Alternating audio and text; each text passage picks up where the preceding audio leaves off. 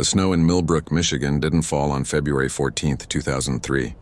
It attacked. It was a blinding horizontal fury that swallowed sound and sight, reducing the world to a monochrome howl. For Detective Jimmy Sullivan, who would spend the next 16 years of his life tethered to this night. The official report was a sterile thing. It spoke of times and actions, but it couldn't capture the chilling, impossible heart of the matter. At 7:03 p.m., Sarah Chen, a 23-year-old nursing student with a laugh that could cut through the gloom of a Michigan winter, called her mother. "Don't worry, Mom," she'd said, the phone line crackling with static. "The power's flickering, but I'm fine. I'm just going to run next door to Mrs. Gable's to borrow some sugar. I want to bake cookies, wait this storm out." At 7:07 p.m., her elderly neighbor, Agnes Gable, confirmed a quick, cheerful exchange at her doorstep. Sarah, clad only in a thick cream-colored sweater, jeans, and wool socks, had borrowed a cup of sugar in a red ceramic mug, promising to return it. She was shivering, Mrs. Gable would later testify, her voice thin as paper. She ran back into the storm. The Chen house was a small blue clapboard cottage at the end of a dead-end street, surrounded by a vast, empty field. At 7:14 p.m., the power finally died. At 8:01 p.m., Sarah's boyfriend Mark called her landline. There was no answer. He called again and again. By 8:30 p.m., a knot of dread tightening in his stomach, he fought his way through the drifting snow to her house. He found the back door unlocked, odd for Sarah, who was fastidious about safety. But the storm door was latched from the inside. The house was empty. The red mug sat on the counter, next to a half-filled measuring cup. The only thing out of place was the cold seeping in. When police arrived, they found the scene just as Mark had described. And then they saw the footprints. Leading from Mrs. Gable's back door to the Chen's back door was a single set of prints, small and neat, made by someone in socks. They were Sarah's, racing home through the deepening snow. But 15 feet from her own doorstep, they simply stopped. There was no scuffle, no second set of prints approaching, no drag marks. It was as if she had been plucked from the earth by some celestial hand, vanishing into the raging white sky. The case file blew up, then froze solid. Search parties with dogs and thermal imaging scoured the fields as the snow melted in the following weeks, revealing nothing. The theory of an abduction was floated, but the logistics were a nightmare. How did someone get to her without leaving a trace? How did they take her without a sound, without a struggle, in the heart of a silent, snow-muffled neighborhood? The case went cold, a thick layer of dust settling over the file folder. But for one man, it never faded. Detective Jimmy Sullivan inherited the cold case in 2005. He was a young, methodical cop then, new to the department. The ghost in the snow, as the press had dubbed it, was his first major puzzle. He saw the crime scene photos, the lonely, truncated footprints, and felt a chill that had nothing to do with the weather. This wasn't just a missing person. It was an illusion, a magic trick performed in a blizzard. He became obsessed. The caseboard in his basement was a spiderweb of photos, timelines, and dead ends. He interviewed everyone again. The heartbroken mother, Linda Chen, who aged a decade in a year. The boyfriend, Mark, whose alibi was rock solid, trapped with friends across town. The kindly Mrs. Gable, who brought him lemonade and cried for the sweet girl. Sullivan fixated on the impossible. If she wasn't taken from the ground, was she taken from the air? A helicopter? Preposterous in that storm. A tunnel. They scanned the ground. It was solid. He spent nights in the field in February, trying to recreate the scene. Nothing worked. The only piece of evidence, a tantalizing ghost of its own, was a single, non-Sarah hair, too degraded for 2003-era DNA analysis, found clinging to the fibers of her sweater, left draped over a chair. It was logged into evidence as item C19, a silent promise of a future it couldn't yet deliver. For 12 years, Sullivan chased the ghost. He attended memorials, watched Linda Chen's hope turn to ash, and saw the shadow of the unsolved case fall over the entire town. Trust eroded. Neighbors eyed each other. The killer, Sullivan knew in his bones, was someone they all knew. Someone who had maybe even patted him on the back and said, "Keep trying, detective. You'll find the monster who did this." He just never realized the monster was standing right beside him. The years after Sarah's disappearance were a public funeral that never ended for Linda Chen. The search parties, the vigils, the newspaper headlines that slowly shrank from front-page news to annual cold case reminders. Through it all, a small, dedicated circle of supporters formed a protective shield around her. Chief among them was David Rossi. David was Millbrook's beloved high school history teacher and the Chen's next-door neighbor. He had been the one to organize the first search party, coordinating volunteers with a calm, steady efficiency that everyone found so reassuring. He had been at the police station with coffee and sandwiches for the weary officers. He had built a memorial garden in his backyard facing Sarah's window, where Linda would often sit for hours. He was also the one who found the clue. 3 weeks after Sarah vanished, as the snow receded, David had called Sullivan, his voice choked with emotion. "Jimmy, I found something." In the field. It was a small silver locket, a graduation gift from Linda to Sarah. It was found nearly half a mile from the house, caught in the brambles at the edge of the woods. It was forensically barren, wiped clean by the elements. For Sullivan, its location never made sense. How did it get there past the intensive grid searches? He filed the inconsistency away, another piece of the puzzle that refused to fit. David Rossi became a fixture in the Chen family's tragedy. He attended every fundraiser for the reward money, spoke at Sarah's memorial service, and was Linda's most frequent visitor, the shoulder she cried on. He was, in the eyes of the town, a saint.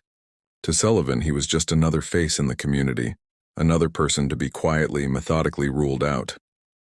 His alibi was simple. He was at home grading papers, his house dark due to the power outage. Unverifiable, but plausible. There was no motive, no history, no red flag. He was just David. Meanwhile, Sullivan's obsession was costing him everything. His marriage crumbled under the weight of late nights and the ghost of Sarah Chen. "You live with her more than you live with us," his wife had screamed during their final argument before she left. He didn't deny it. Sarah had become a ghostly daughter to him, and solving her case was the only way to lay both their souls to rest. The break came not from a new interview or a sudden confession, but from the quiet, relentless march of science. In 2019, as part of a state initiative, the Millbrook PD sent off a batch of old degraded evidence for retesting with a new type of advanced DNA analysis called MVAC, which could pull minute samples from evidence previously thought to be useless. Item C19, the single hair from Sarah's sweater, was on the list. When the email landed in Sullivan's inbox, his heart stopped. The results were in. The hair belonged to a male. It was a partial profile in 2003, but now it was a full, glorious, incontrovertible DNA sequence. They had their killer's genetic blueprint. The next step was the genetic genealogy database. They uploaded the profile, looking for familial matches. It didn't point to a known criminal. It pointed to a family tree, one that led them to a second cousin in Ohio. Sullivan and his team spent weeks building the family tree, narrowing it down, branch by branch, to men of the right age who lived in or had connection to Millbrook in 2003. When the final name appeared on the screen, Sullivan felt the floor drop out from under him. He thought he must be hallucinating. He read the name again, the letters swimming before his eyes. It was impossible. It was a betrayal so profound it felt like a physical blow. He leaned back in his chair, the air leaving his lungs in a slow, pained sigh. 16 years. For 16 years he had been hunting a ghost, only to find he had been sharing coffee with it. The name on the screen was David Rossi. The narrative of that night shattered and reformed in Sullivan's mind in an instant. The power outage wasn't a backdrop. It was the catalyst. Rossi, the trusted neighbor, knew Sarah was alone. He saw her go to Mrs. Gable's. He didn't need to leave footprints because he never walked through the deep snow from his own house. He simply stepped out his own back door, crossed the short, shallow swath of yard between their properties, and waited in the blind spot between the two houses, a place the search parties never thought to look. He intercepted her on her 15-foot sprint home. The locket, a deliberate plant, a way to steer the search away from the house to reinforce the narrative of an abduction by a stranger from the woods. He had inserted himself into the investigation not to help but to control it, to monitor its progress, to comfort the mother of the woman he killed. Sullivan looked at the photo of David Rossi on his caseboard, smiling warmly beside a grieving Linda Chen. The monster hadn't been hiding in the shadows. He had been standing in the spotlight all along, waving.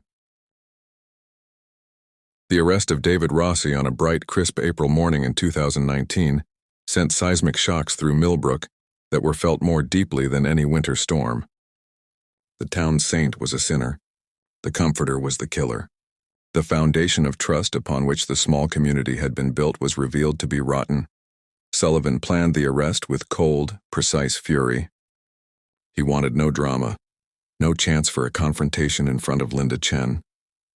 They took Rossi as he was leaving his house for school, his briefcase filled with graded papers, a lesson on the American Civil War planned for his first period class. He didn't fight. He didn't protest. When Sullivan met his eyes across the roof of the patrol car, Rossi's face was a placid, unreadable mask. It was the look of a man who had been waiting for this moment for 16 years. In the interrogation room, Sullivan laid out the DNA evidence. He didn't shout or accuse. He spoke quietly, methodically, dismantling the life Rossi had built brick by brick. "You were like a son to her, David," Sullivan said, his voice low. "Linda. She told me just last week how she didn't know what she would have done without you." Rossi's mask flickered, a tick in his jaw. He said nothing for an hour, his lawyer advising silence. Sullivan changed tactics. He didn't talk about the murder. He talked about the aftermath. The locket was a nice touch. Very clever. Sent everyone on a wild goose chase. You must have been proud of that, planting it so far out, making yourself the hero who found it. Still silence. Then Sullivan played his final card. He slid a photograph across the table. It was of the memorial garden in Rossi's backyard, the one facing Sarah's old window. "Why build that, David?" Sullivan asked, his voice dropping to a whisper. Was it remorse? Or was it just another part of the game? To look at her mother's grief from your backyard every single day? To remind yourself how smart you were? Something in Rossi broke. The placid mask crumbled, replaced by a twisted, bitter smile. It wasn't a confession of guilt, but a confession of contempt. "You all saw what you wanted to see," he said, his voice a dry rasp. "The kindly teacher. The helpful neighbor. You're so simple. You look for monsters in the dark, but the real monsters make you lemonade." He didn't provide the gory details. He didn't explain the motive, which would later be pieced together as a twisted, rejected obsession from when Sarah was in his class years earlier. He simply confirmed the mechanics of the impossible disappearance. He had been waiting. The storm was his opportunity. The power outage his cover. He'd pulled her into his own house, the one place no one ever thought to search thoroughly because it was the searcher's own headquarters. The trial was short, brutal, and a foregone conclusion. The DNA evidence was unassailable. Rossi was sentenced to life in prison without the possibility of parole. For the community, it was a closure that felt like a new wound. The mystery was solved, but the betrayal was a poison that would linger for generations. For Jimmy Sullivan, there was no triumph, only a profound and weary relief. He visited Linda Chen one last time after the verdict. They sat in her living room, the same room where Sarah had last spoken to her on the phone. "He was sitting on this very couch, Jim," Linda said, her eyes dry but hollow. "He held my hand while I cried." "He told me we would get through it together." Sullivan just nodded. There were no words. He drove out to the field one final time where the blue clapboard house and Rossi's house now stood empty, haunted by their shared secret. The case was closed. The ghost had been given a name. But as he looked at the spot where Sarah Chen's footprints had vanished, he knew some mysteries never truly end. They just become a part of you, a cold spot on the soul, a reminder that the most impossible disappearances aren't magic, they're monstrous, and they happen in plain sight.